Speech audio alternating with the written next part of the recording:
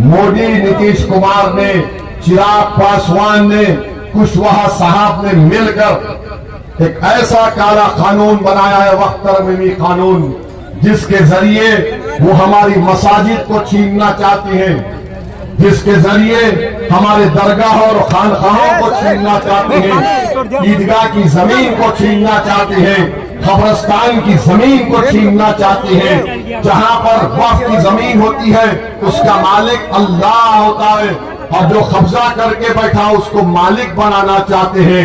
मेरे अजीज दोस्तों और बुजुर्गों, आपने देख लिया कि भारत की लोकसभा में अगर किसी ने खड़े होकर मोदी के इस काले कानून को, जो हमारी मसाजिद पर कब्जा करना चाहता था, हमने संविधान को सामने रखकर कानूनी दलाल देकर मोदी को ये बता दिया कि तुम जो कानून ला रहे हो वो वक्फ को बचाने के लिए नहीं, वक्फ को बर्बाद करने के लिए ला रहे हो।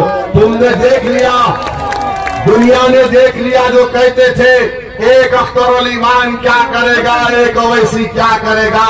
अरे भारत की इतनी बड़ी पंचायत में अगर किसी ने मोदी और अमित शाह के सामने कहा इस कानून जो तुम ला रहे हो मेरी मस्जिद छीनने के लिए ला रहे हो, मैं इस कानून को फाड़ता हूं, और फाड़ के सामने रख दिया। अख्तर अली खान अकेले थे, आपकी आवाज अख्तर अली खान उठा रहे थे।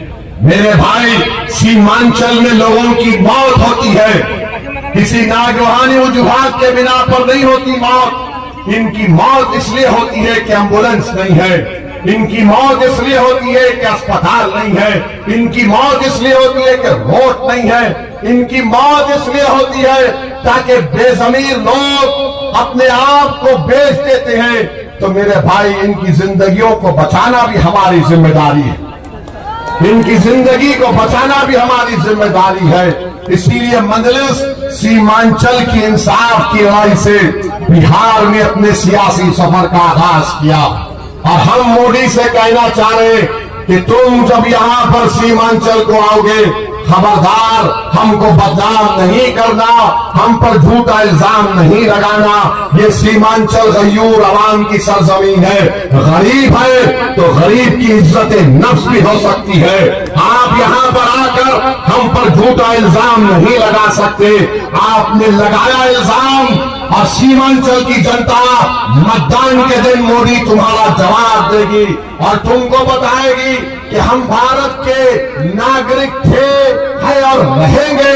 तुम्हारे घुसपैठी का इल्जाम बटन छाप पर बटन दबाकर होगा मोदी, तुम्हारे काले वक्फ कानून का जवाब बटन छाप पर बटन दबाकर होगा मोदी। सीमांचल को तुमने पसमानदा रखा, नीतीश और मोदी तुमको जवाब मिलेगा। अरे हमको इल्जाम लगाया जाता है हम पर कि हम वोट काटते हैं, हम फुला करते हैं। मेरे भाई, हम किसी को काटते नहीं, हम जोड़ते हैं। हम किसी को काटते नहीं, जोड़ते हैं। अब इससे बढ़कर अख्तर अली खान क्या कर सकते हैं? लालू जी को खत लिख दिए, तेजस्वी को खत लिख दिए, कहा कि 6 सीट दे दो। अगर तुम इसको भी नहीं समझोगे तो मैं कुछ नहीं कर सकता।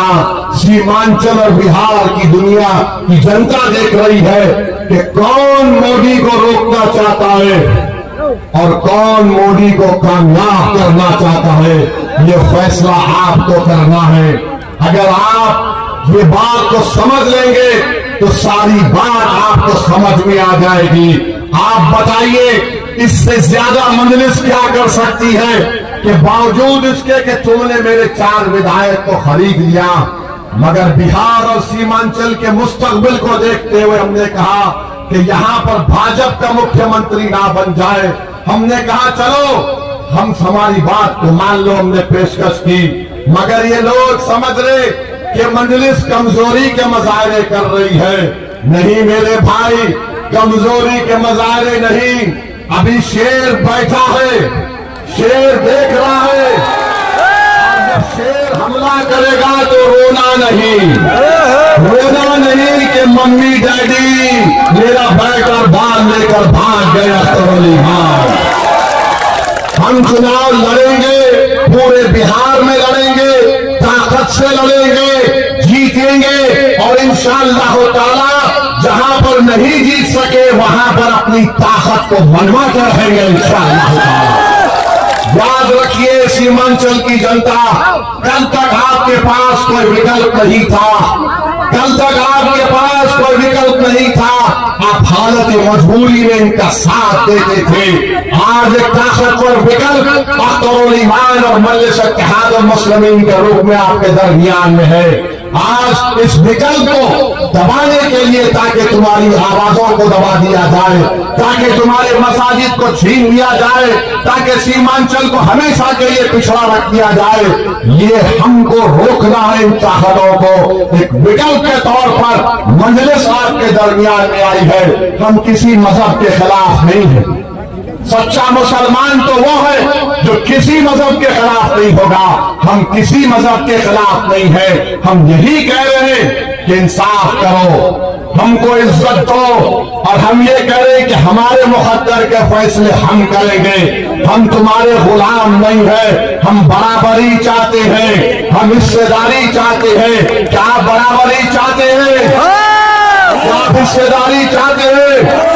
तो लगाइए मेरे साथ नारा, सीमांचल जिंदाबाद, सीमांचल जिंदाबाद, सीमांचल जिंदाबाद।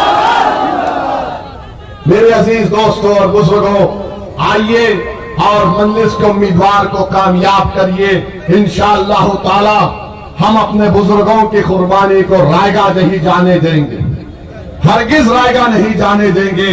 जब तक हम जिंदा हैं, हम आपकी नुमाइंदे हैं, आपके खादिम हैं। अल्लाह जब तक हमारे जिस्मों में जान और सेहत को रखेगा, हम हर गरीब और मजलूम के लिए लड़ते रहेंगे। आपका बहुत बहुत शुक्रिया, आप यहाँ पर आए। जुम्मे की नमाज के बाद जरूर दुआ करिए कि अल्लाह गाजा और फलस्तीन के लोगों की मदद फरमा दे।